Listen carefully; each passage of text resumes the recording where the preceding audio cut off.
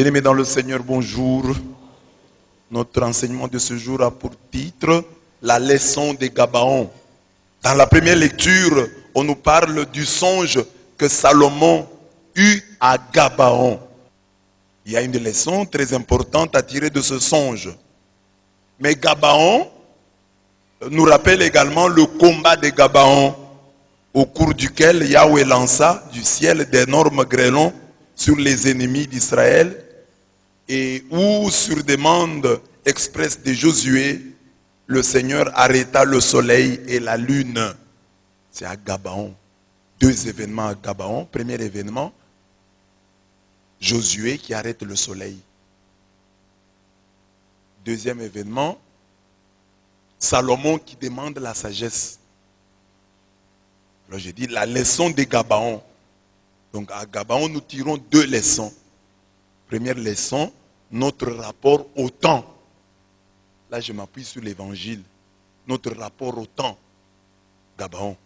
Josué arrête le soleil. Gabaon, temps.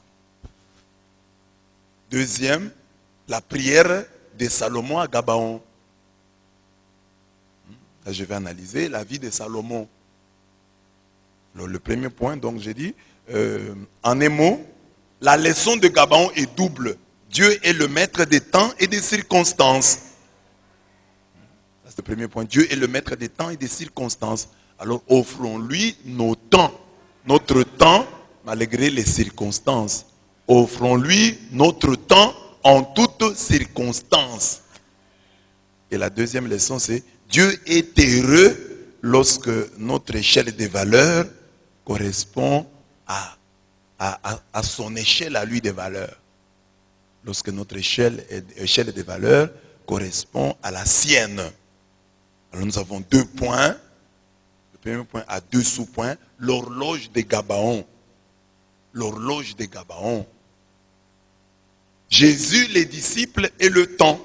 Dans la lecture de l'évangile de ce jour, on nous donne une idée de l'emploi du temps de Jésus et de ses apôtres. Deux détails attirent notre attention.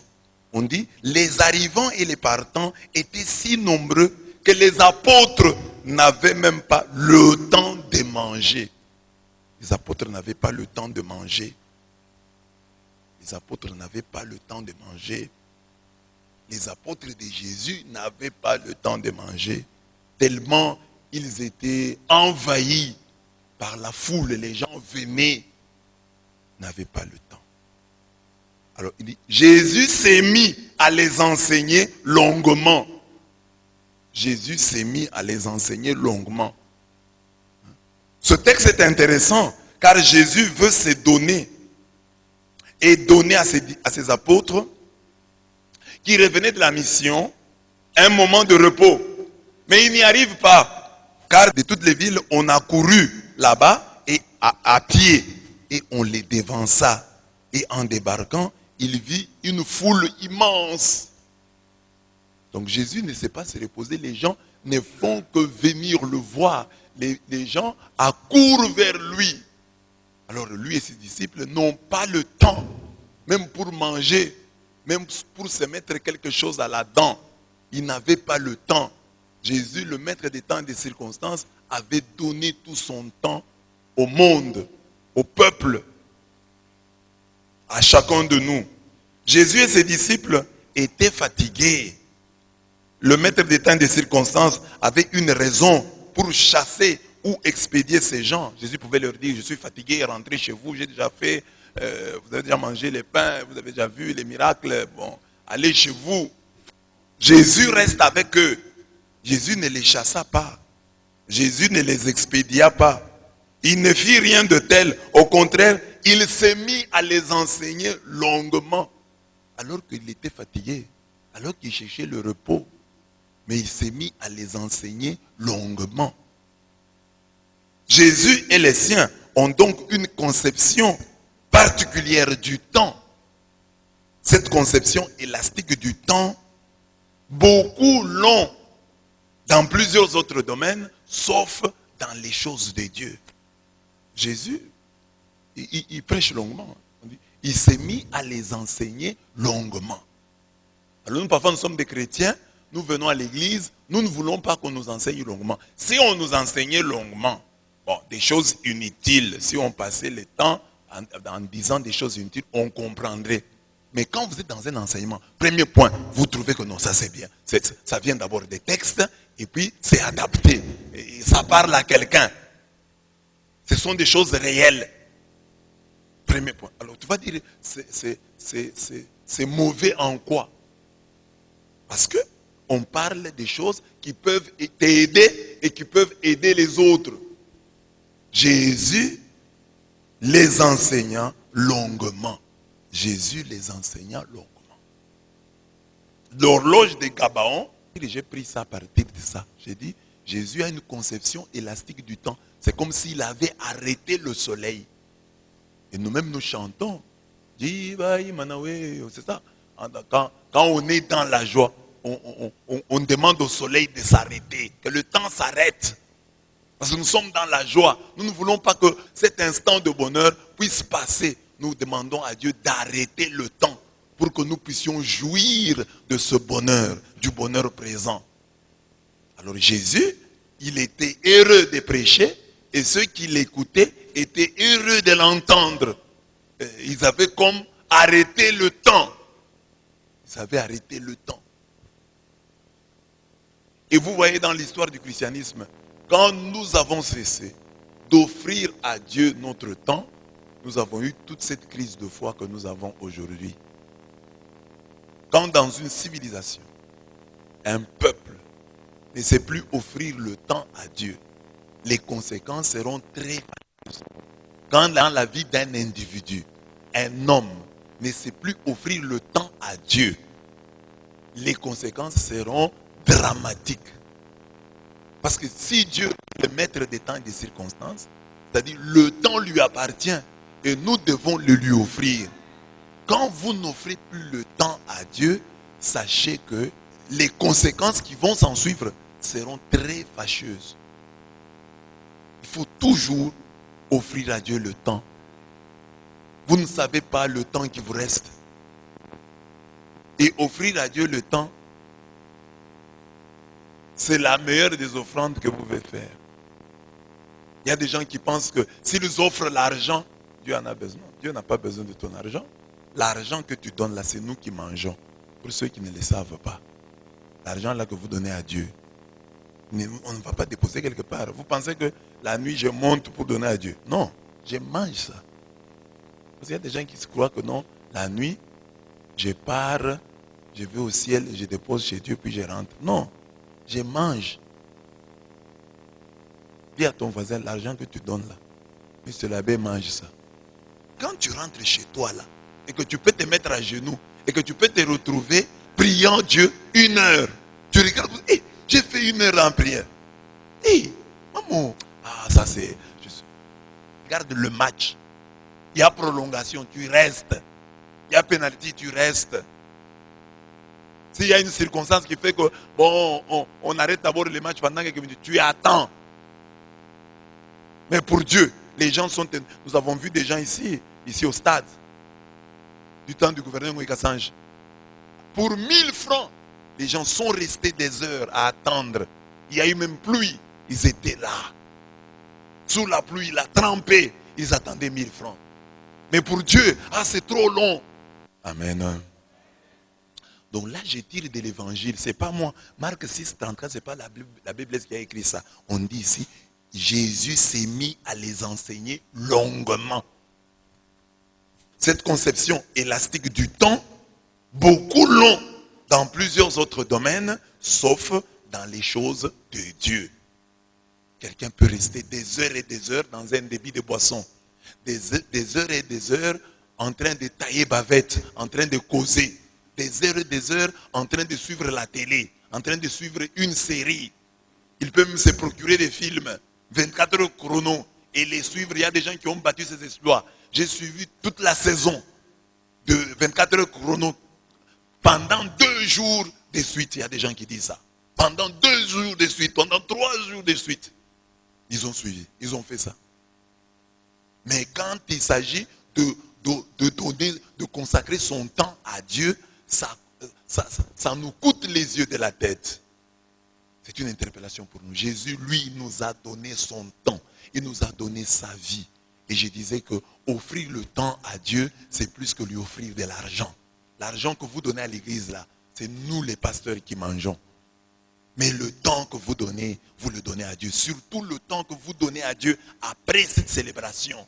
Si après cette messe, vous pouvez donner à Dieu votre temps. Ce temps-là est très précieux. C'est plus que de l'argent. C'est plus que de l'argent.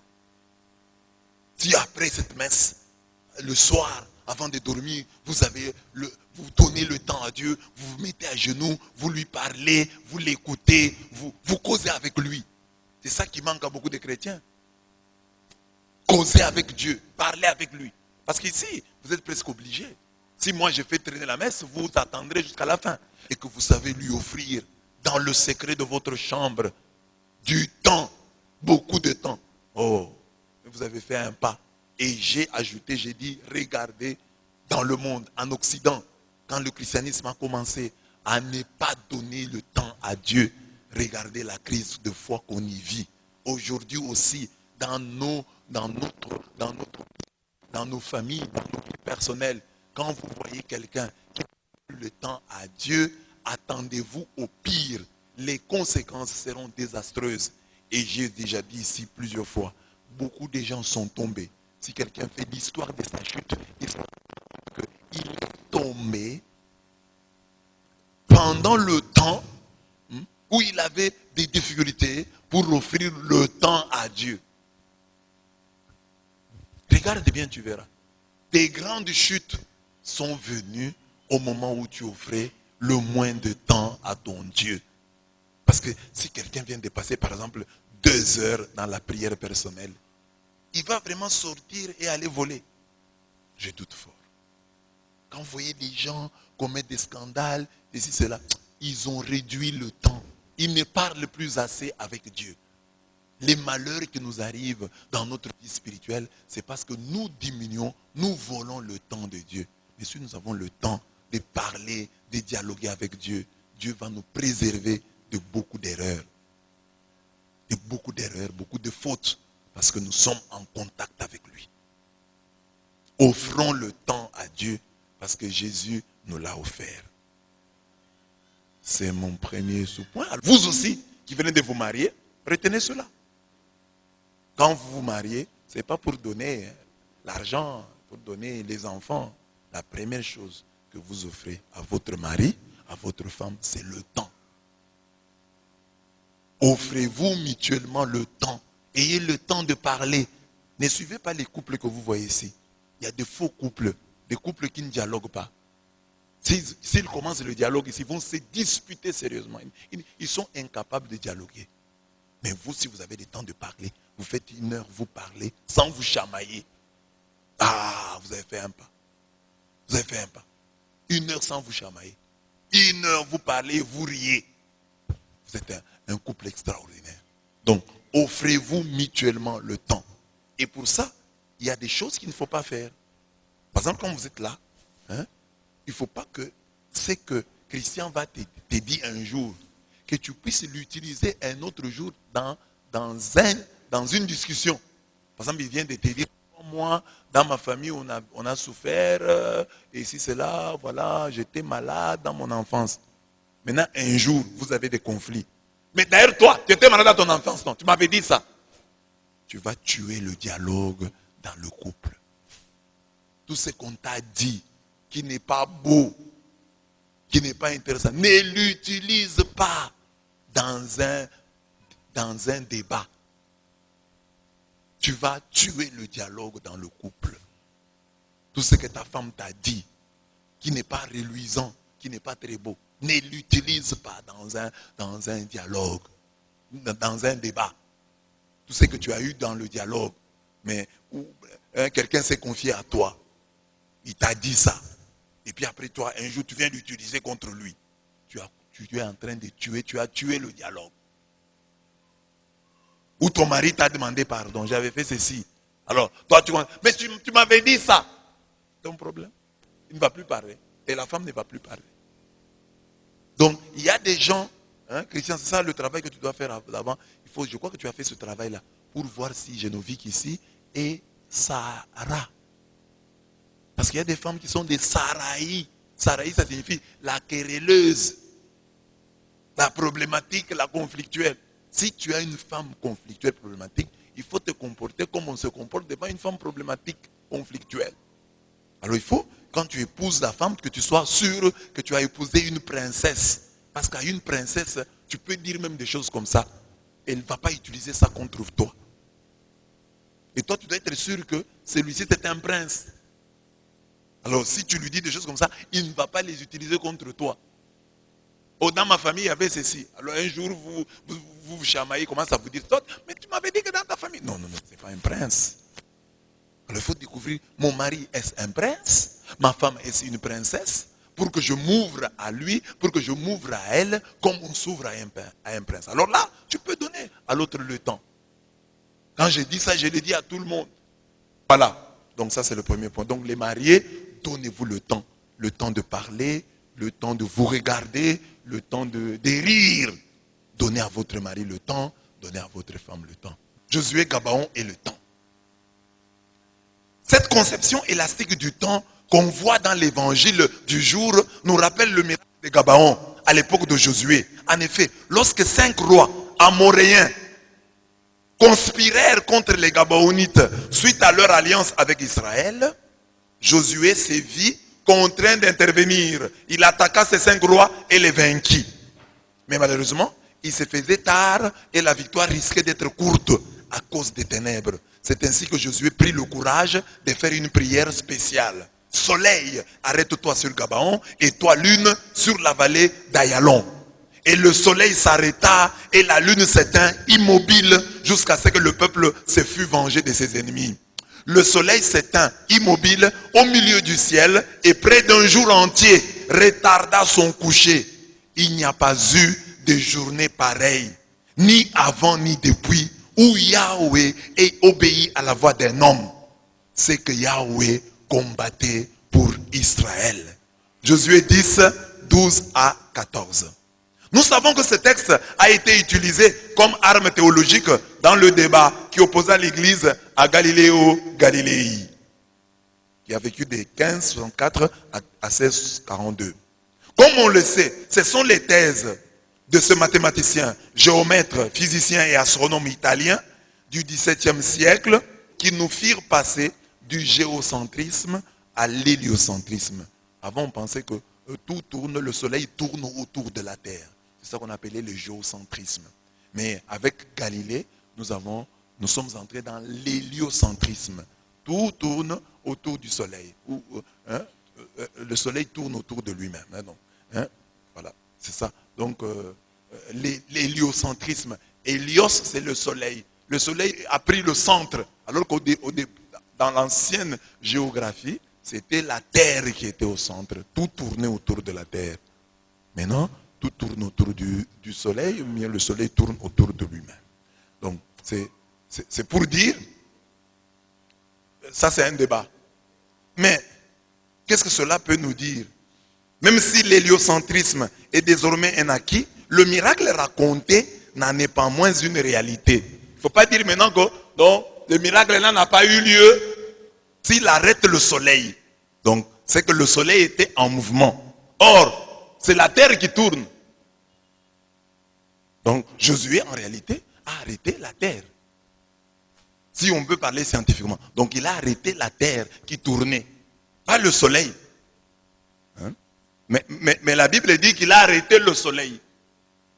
Maintenant, on va dire, est-ce que la Bible s'est trompée? Non, la Bible ne s'est pas trompée. C'est la réalité qui est expliquée, la réalité est là. Josué a arrêté quelque chose. Mais est-ce le soleil ou est-ce la terre? Mais l'écrivain sacré, lui, a eu l'impression, comme nous tous, que c'est le soleil qui tourne. Et voilà pourquoi il dit que c'est le soleil qui a été arrêté. Même nous aujourd'hui, malgré tous les acquis de la science, nous continuons à dire le soleil se lève, le soleil se couche. Quand tu dis le soleil se lève, le soleil se couche, tu réfléchis à la manière de la Bible. Le soleil s'est levé, le soleil s'est couché. C'est la manière de la Bible. Or, le soleil ne se lève pas, le soleil ne se couche pas. Scientifiquement parlant. C'est la terre qui tourne. Alors, qu'est-ce qui s'est passé lors de ce miracle? Josué a arrêté, s'il faut expliquer scientifiquement, il a en fait arrêté la terre. Mais lui et ceux qui étaient là ont eu l'impression qu'il a arrêté le soleil. Mais quelque chose s'est passé. Le miracle a effectivement eu lieu. Mais qu'est-ce qu'il a arrêté? C'est ça le débat. Mais au moins quelque chose s'est passé. C'est comme toi, tu peux être malade. Tu es malade, tu n'es pas médecin, mais tu dis, ça doit être la malaria. Et tu commences à prendre les produits. Et après un moment, tu es guéri. Tu vas dire, ou tu pries. Hein, tu sens que tu es malade, toi-même tu interprètes, ça doit être la malaria. Et tu es guéri. Tu es guéri de quoi? Bon, d'après toi, c'est de la malaria. Mais arrêtez, ça peut ne pas être la malaria, ça peut être une autre maladie. Comme les gens aujourd'hui qui sont, oh coronavirus, coronavirus. Les gens, tout le monde dit que non, je suis allé là-bas, mais je vois que ce n'est pas le coronavirus, mais le médecin là a exagéré. Non, mais je crois que le médecin là, il peut exagérer, ce n'est pas le coronavirus. Mais la réalité est là. La réalité est que j'étais malade et je suis guéri. Ah, c'est ça aussi le cas de Josué. Il y avait quelque chose. Josué a arrêté quelque chose. Est-ce le soleil? Est-ce la lune? Est-ce le soleil? Est-ce la lune? Parce qu'on dit qu'il a arrêté aussi la lune. Est-ce la lune et le soleil? Mais il a arrêté quelque chose. Un miracle s'est produit. Quoi? Quel miracle? Non, un miracle a eu lieu. Lequel? En tout cas, c'est le miracle du temps. Ils ont compris que le temps s'était arrêté. C'est ça le miracle. Le temps s'était arrêté. Or, le miracle du temps qui s'arrête, c'est le miracle de l'amour. Parce que Henri Bergson, expliquant le temps, un philosophe français, expliquant le temps, parle du temps, philosophant sur le temps, parle du temps psychologique. Et il dit ceci: quand tu es occupé, tu ne vois pas le temps passer. Parce que ton esprit est consacré, concentré à l'accomplissement de ta tâche. Je suis occupé, je dois travailler. Tu ne vois pas le temps passer. Si tu as une occupation que tu aimes, tu ne vois pas le temps passer. Mais quand tu fais quelque chose que tu n'aimes pas, le temps te semble être une éternité. Même en classe, à l'auditoire, vous avez un professeur que vous aimez. Quand il entre, il donne cours. C'est 1 heure. L'heure de ce professeur-là va vous paraître courte. Mais quand c'est un professeur que vous n'aimez pas, ces 10 minutes vous paraîtront une éternité. Donc le temps est d'abord psychologique. Parce que, regardez comment Dieu nous a créés. Nous avons des organes pour le goût. Donc tu as un organe pour dire, voilà, la langue, tu prends le sel et tu mets, c'est le sel. Tu as un organe pour voir, ah, ça c'est telle couleur. Tu as un organe pour entendre, ça c'est tel son. Ça doit être le véhicule, ça doit être un moulin, ça doit être quelqu'un qui vient. Tu as les oreilles pour ça. Mais maintenant, est-ce que nous avons un organe qui nous permet de calculer, d'identifier le temps? Nous n'en avons pas. Nous n'avons pas un organe qui vous permet de dire, voilà, nous n'avons pas une montre en nous. C'est l'esprit, donc le temps est dans notre psychisme, dans notre psyché, dans notre esprit. C'est là que tout se passe. Nous n'avons pas de récepteurs sensoriels dédiés à la perception du temps.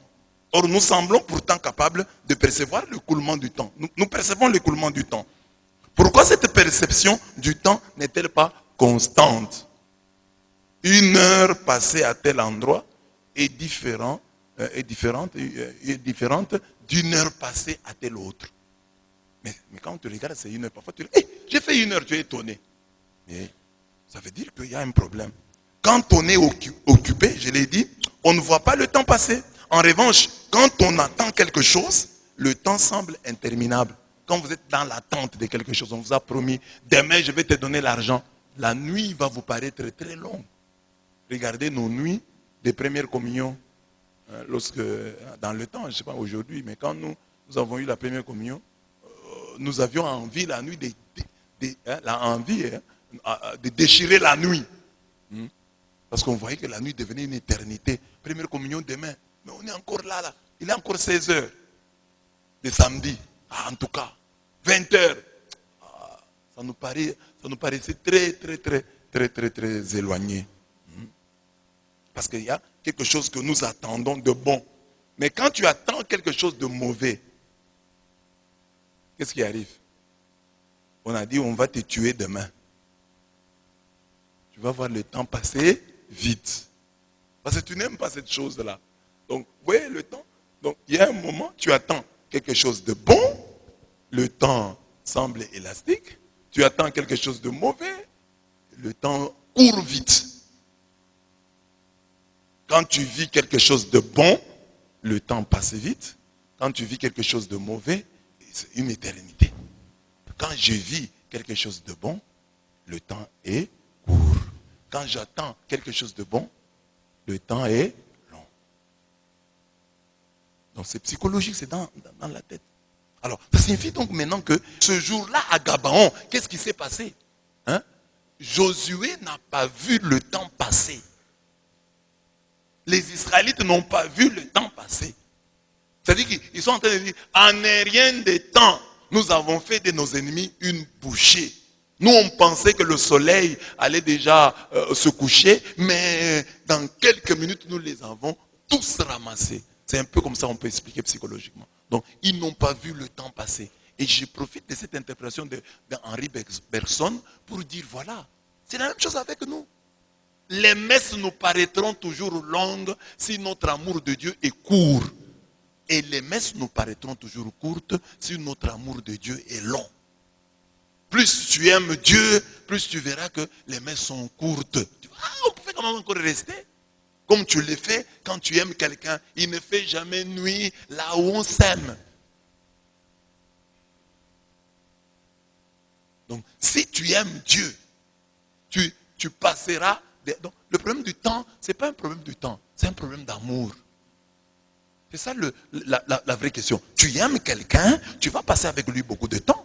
Tu n'aimes pas quelqu'un, tu vas l'éviter. Alors les gens qui ne passent pas beaucoup de temps avec Dieu, c'est ça votre problème. C'est ça votre problème. Vous n'aimez pas Dieu.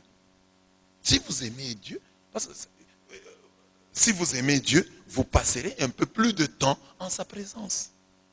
La Bible le dit. J'ai mis les textes. La Bible le dit. C'est le psalmiste, psaume 84, verset 11. Mieux vaut un jour en tes parvis que 1000 à ma guise. Rester au seuil dans la maison de mon Dieu qu'habiter la tente de l'impie. Il dit, chez Dieu, je préfère même rester à l'entrée là. Si je suis à l'entrée, mais chez Dieu, c'est mieux qu'être dans la tente des méchants, que me retrouver dans la tente de l'impie, dans la tente du pécheur, dans la maison du pécheur. Je préfère. Mieux vaut être dehors chez Dieu qu'être dedans chez un pécheur.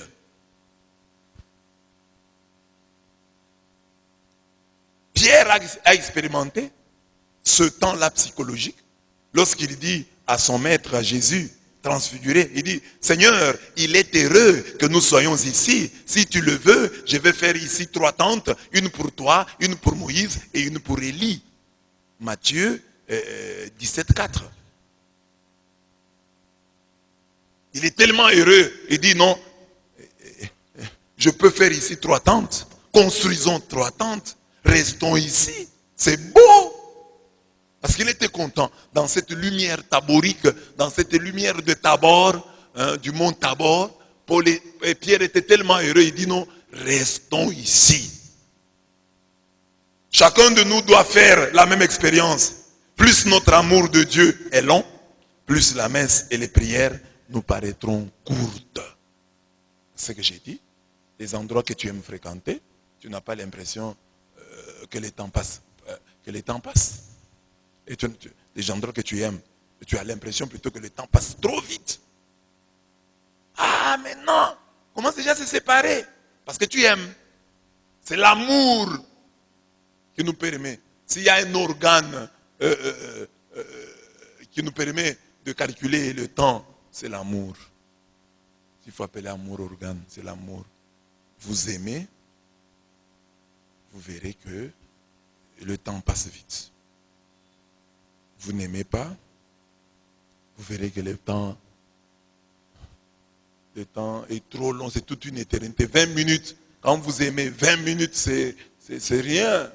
Mais quand vous n'aimez pas, 20 minutes sont une éternité. Demandez à votre voisin, est-ce que tu aimes Dieu? Si tu aimes Dieu, tu vas sentir. Voilà. Alors ça que j'ai dit maintenant au couple. Voilà. Donc, ça devient un enseignement pour vous. Maintenant, pour vous, c'est quoi? Pour vous, ça veut dire que l'essentiel, c'est de vous aimer.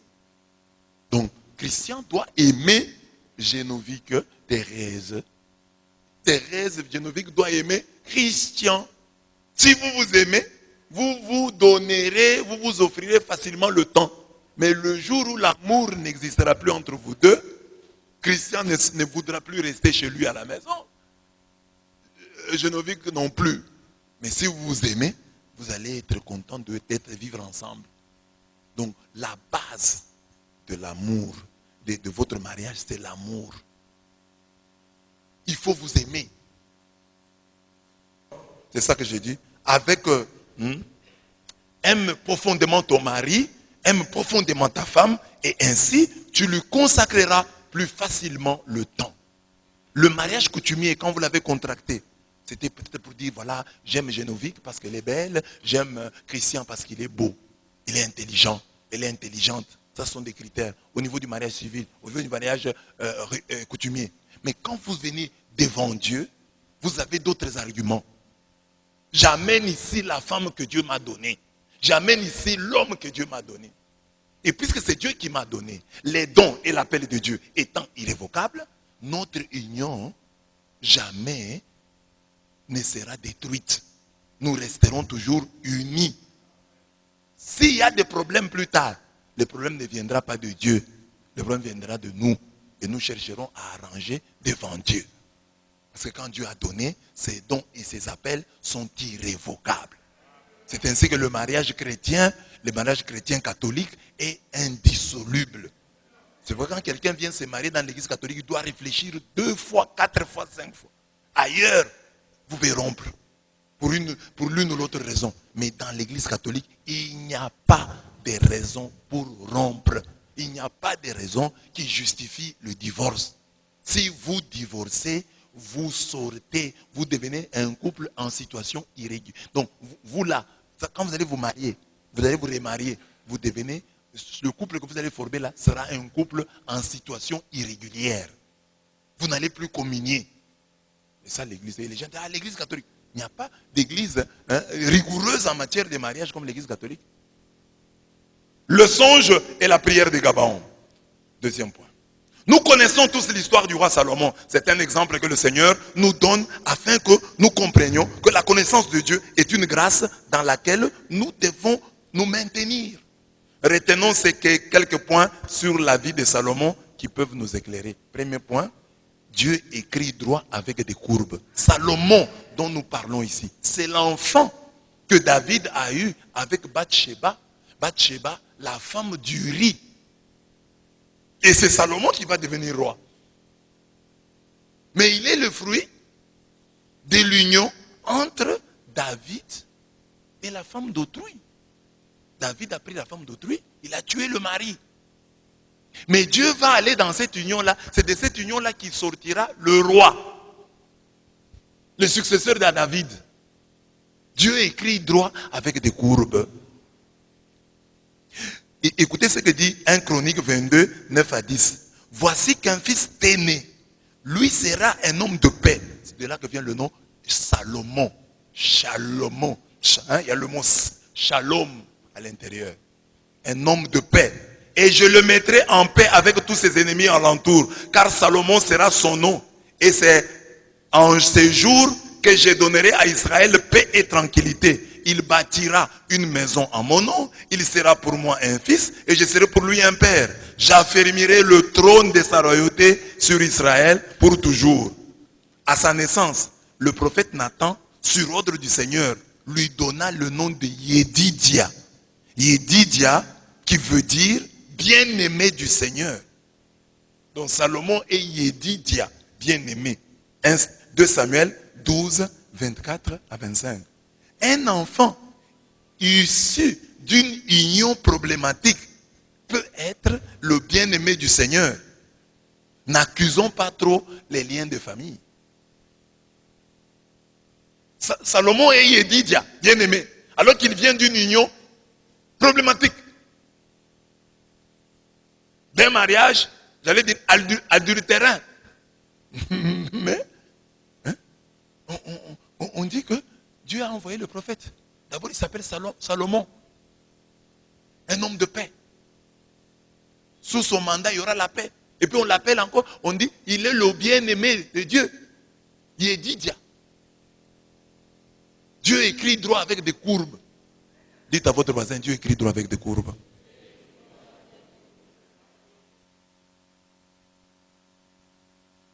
Donc ne refusez pas les courbes qui arrivent dans votre vie. Dieu peut passer par là. Toutes les courbes qui peuvent arriver dans votre vie, Dieu peut passer par là. Je ne sais pas comment Génovique et Christian se sont rencontrés, mais je suis sûr que si vous écoutez leur histoire, vous trouverez une courbe. Il y a toujours une courbe qui fait que les gens se rencontrent. Dieu écrit droit avec des courbes. Deuxième courbe, l'exemple que je vous donne, tel que vous êtes mariés là. Il peut arriver que quand vous entrez dans le mariage, Dieu vous bénit, vous avez un enfant. L'enfant n'a pas encore grandi, Dieu vous bénit encore, un autre arrive. N'avortez pas, ne faites pas avorter. Parce que ça, Yedidia, c'est un enfant venu d'une union problématique. Un enfant qui n'était pas... Bon, enfin, union problématique parce que David d'abord a prié pour le premier qui est mort. Mais ici, il y a Salomon qui vient, on l'accueille. Accueillez-les. Oh, non, les enfants se suivent, ça va faire notre honte. Qu'est-ce que les gens vont dire? Qu'ils disent. De toutes les façons, ils diront, même si vous ne faites rien. N'avortez jamais, ne faites jamais avorter. Vous êtes mariés, si un enfant arrive, que les gens se moquent de vous, ne faites pas avorter. Gardez l'enfant. C'est un bien-aimé de Dieu. Tout enfant qui vient est un Yedidia, un bien-aimé du Seigneur. Accueillez-les. Ça, c'est dans la vie de Salomon. Deuxième point, dans la vie de Salomon. On abat celui qui vole bas. Salomon est à Gabaon. Et Dieu lui dit dans la première lecture, que veux-tu que je te donne? Demande-moi tout ce que tu veux. Salomon dit, moi je suis un jeune roi. Mais je vais diriger tout ce peuple. Je n'ai pas le jugement du discernement. Donne-moi la sagesse. Donne-moi le jugement du discernement. Cette prière plut à Dieu. Dieu dit, comme tu as demandé la sagesse, tu n'as pas demandé une longue vie. Tu n'as pas demandé la victoire sur tes ennemis. Tu n'as pas demandé la richesse. Mais tu as demandé la sagesse. Puisque tu as demandé la sagesse, je vais te donner la richesse. Je vais te donner la gloire. Et je te donnerai une longue vie si tu observes mes commandements. Donc, dans sa prière, Salomon a visé très haut. Et Dieu, viser très haut, c'est quoi? Demander la sagesse. Et écoutez cette lecture, Christian et Génovique, je ne l'ai pas choisi. Cette lecture a été lue partout. Ça veut dire pourquoi Dieu, le jour de votre mariage, première lecture, Salomon demande la sagesse. Ça veut dire que dans votre mariage, recherchez la sagesse. Posez-vous la question, est-ce que mon comportement ici est sage? Et demandez cette sagesse à Dieu. Cette lecture est lue dans l'église catholique partout. Partout où on a suivi les temps ordinaires, on a lu ce texte. Donc, donne-moi la sagesse. J'ai maintenant un mari. J'ai maintenant une femme. Donne-moi la sagesse. C'est ça votre prière. Donne-moi la sagesse. Que si j'ai la sagesse, je vais bien gérer mon foyer. Parce que beaucoup de femmes et beaucoup d'hommes manquent de sagesse. Et c'est pourquoi les couples n'avancent pas. C'est pourquoi les gens ne réussissent pas dans le mariage. Il faut réussir dans son mariage. Ça doit être une ambition, réussir. que 5 ans après, on dise, oh, Christian et Geneviève, un très bon couple. 10 ans, un très bon couple. 15 ans, un très bon couple. 20 ans, un très bon couple. Que vous aussi, vous puissiez encadrer d'autres couples. Que d'autres couples vous choisissent aussi comme des parrains, comme couple pour les parrainer. Réussissez. N'échouez pas. Donc c'est ça. Donc visez haut. Et viser haut, c'est quoi? La sagesse. C'est ça, viser haut pour vous. Recherchez la sagesse. Seigneur, rends-moi sage. Salomon. Dieu réalise ce qu'il promet. On abat celui qui vole bas. C'est ça que j'ai demandé ici, la profondeur, la sagesse. Recherchez la sagesse. Une femme mariée doit être sage, un homme marié doit être sage. Doit demander un peu plus de sagesse qu'avant. Parce que quand tu étais célibataire, tu avais une sagesse de célibataire. Maintenant tu es marié, il faut que ta sagesse s'adapte à ton état civil. Une sagesse de marié est différente de la sagesse de célibataire. Il faut travailler à cela. Tu es femme, vis bien avec ton mari.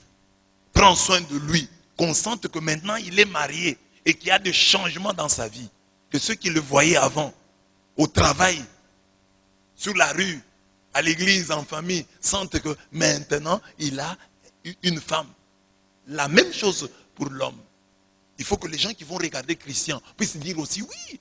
Il est maintenant, ceux qui voient Christian, oui, il est déjà marié. Il est maintenant marié. Ceux qui vont regarder aussi Geneviève, qui puissent dire, ah, il est marié maintenant. Quelqu'un s'occupe d'elle. Alors, Dieu a dit, je vais te donner la sagesse. Tu as demandé la sagesse, je vais te donner la richesse. Et il l'a fait. Salomon était très riche. Dieu a réalisé cela. Vous aussi, vous avez demandé à Dieu le mariage. Vous demanderez à Dieu la sagesse. Si vous lui demandez chaque jour la sagesse, Dieu vous donnera la richesse. Parce qu'avec la sagesse, Dieu vous donnera. Si vous êtes sage, vous saurez comment trouver l'argent. Vous entreprendrez. Il faut que vous puissiez réussir. Dieu dit, vous avez demandé la sagesse, je vais vous donner la richesse. Il faut que Dieu réalise cette promesse. S'il l'a fait pour Salomon, qu'il le fasse aussi pour vous. Que vous puissiez dire, parce que la Bible dit, qui trouve une femme, trouve le bonheur. Alors, tu as trouvé une femme, tu dois trouver le bonheur. Le bonheur, ce n'est pas seulement le bonheur qui consiste à bien manger maintenant, quelqu'un va cuisiner pour toi. Non, le bonheur, ça veut dire que comme cette femme est arrivée chez toi, elle va t'amener la prospérité. Pas seulement la postérité, pas seulement les enfants, mais elle va aussi amener la prospérité. Avec elle, l'argent va entrer chez toi. Avec elle, tu vas commencer à manger différemment. Avec elle, tu vas commencer à boire l'eau fraîche parce que tu auras un frigo, tu auras un congélateur. Avec elle, tu seras maintenant plus heureux parce qu'elle va t'amener ça. C'est ça la prière de Geneviève. Il faut être un porte-bonheur pour ton mari. Et toi aussi, être un porte-bonheur pour ta femme, ton épouse. Que Dieu vous donne, puisque vous lui avez demandé la sagesse, et puisque vous allez continuer à demander la sagesse, qu'il vous donne la richesse, qu'il vous donne la gloire. Qu'aujourd'hui, celui qui voit les faibles commencements, si vos faibles commencements, parce que vous commencez vraiment, vous êtes des jeunes, vous n'avez pas grand-chose. Dieu réalise sa promesse envers Salomon. Et Salomon devient riche. On dit qu'en son temps, il y avait beaucoup d'argent. Écoutez ce que la Bible dit. La Bible dit, il rendit l'argent aussi commun à Jérusalem que les cailloux. La reine de Saba est venue le visiter. Parce que Dieu l'avait béni, lui avait donné la gloire. Au point que la reine de Saba, qui était certainement reine avant lui, vient le visiter.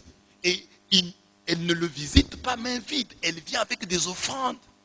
Elle vient avec des biens. Elle les lui offre. À celui qui a, on donnera. Ayez cette vision-là. Ne vous mariez pas pour trimer. Pour continuer à trimer. Non, il faut que votre vie change. Qui trouve une femme trouve le bonheur. Et la femme qui trouve le mariage doit trouver le bonheur.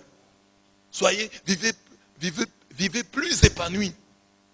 Qu'un jour on vienne, ah, ça c'est la maison des chrétiens, ils étaient locataires à tel endroit. Ça c'est leur maison. Ça c'est leur voiture. Ça c'est leur atelier. Ah, on va bénir l'atelier des chrétiens et des Geneviève. Voilà. La grâce de construire la maison de Dieu. Amen. Donc, Salomon a eu aussi la grâce de construire le temple de Dieu. Nous sommes une église de Mbujimaï, paroisse universitaire, Notre-Dame de l'Espérance. Une église dédiée à Notre-Dame de l'Espérance, à la Vierge Marie. Et nous sommes en train de construire l'église. Il y a beaucoup de chrétiens qui suivent nos vidéos, qui sont contents. Oh, mais l'abbé Blaise, merci pour les vidéos. C'est bien, merci, vous nous aidez. Mais pour contribuer, quand je mets une vidéo pour la construction de l'église, très peu de vues. Mais vous suivez les vidéos. Quand je dis, Dieu va faire pour toi les miracles, beaucoup de vues. Mais quand je dis une vidéo, contribuer à la construction de l'église, il n'y en a pas. Et il y a des catholiques exigeants qui me demandent, Abbé Blaise, envoie-moi la vidéo telle. Je vais t'envoyer avec quel méga que j'ai acheté avec quoi? Avec la Bible. Contribuez, chers catholiques, à l'œuvre de Dieu. Où que vous soyez, cette église qui est construite en Bujimaï, c'est votre église. Ça sera votre honneur. Contribuez. Soutenez-moi. C'est moi qui construis. C'est moi qui construis, pour le moment, avec les chrétiens de sur place. Mais nous n'avons pas assez de moyens pour terminer. Aidez-nous. Donnez-nous un coup de main. Nous avons déjà fait l'étape. Quand vous voyez les bâtiments là, au niveau où nous sommes, c'est avec la contribution locale. Mais nous ne pouvons pas seuls construire. Nous avons, vous et moi, la grâce que n'avait pas David. David voulait construire le temple et Dieu a refusé. Il a dit, toi, tes mains sont sales, salies par le sang. Tes mains sont ensanglantées. Tu ne peux pas construire pour moi un temple. C'est ton fils qui le fera. Et nous sommes en ce temps du fils. Nous pouvons construire, bâtir un temple pour notre Dieu. Aidez-nous. Aidez-nous.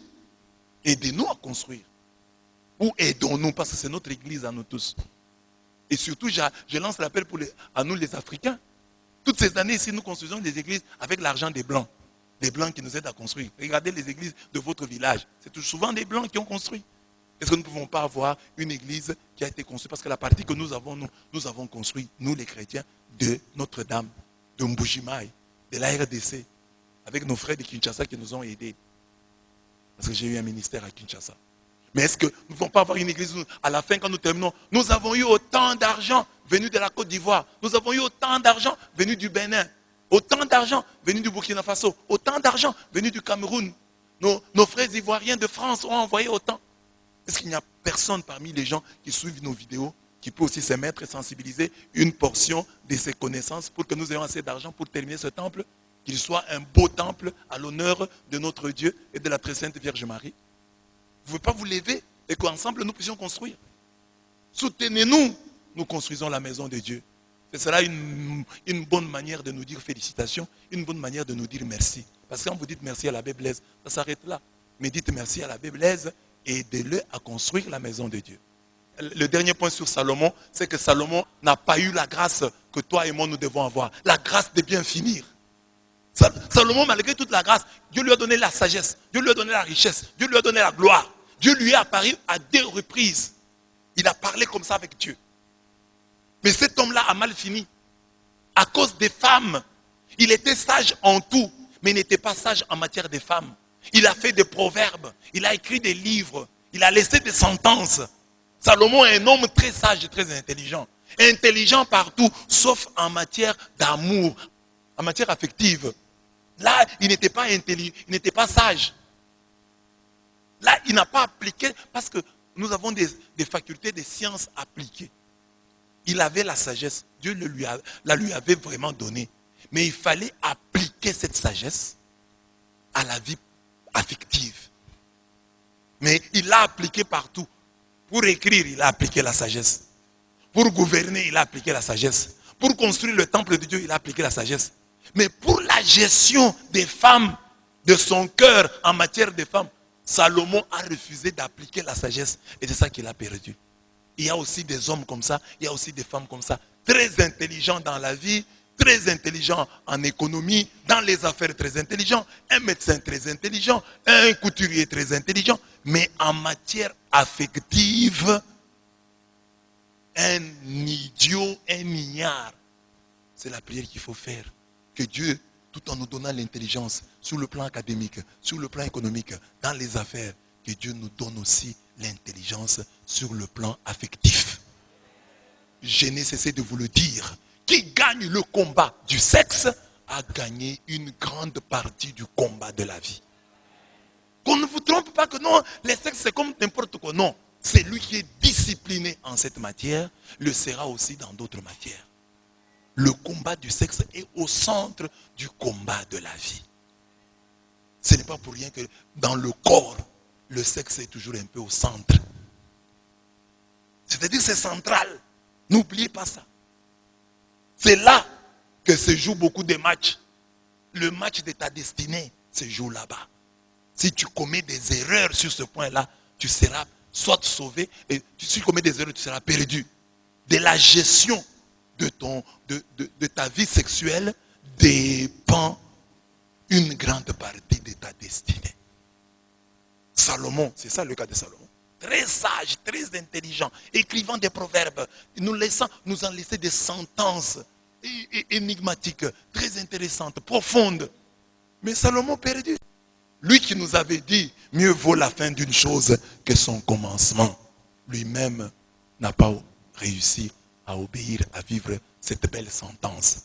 Prions donc pour que le Seigneur nous aide, nous qui sommes là aujourd'hui, afin que nos terminaisons soient belles. Que nous puissions soigner nos terminaisons. Que nous puissions terminer notre vie en communion avec Dieu. Que nous puissions mourir chrétiens. C'est ça la grâce de la bonne mort. Mourir en amitié, en alliance avec Dieu. C'est-à-dire entrer dans la vie éternelle. Que Dieu vous bénisse.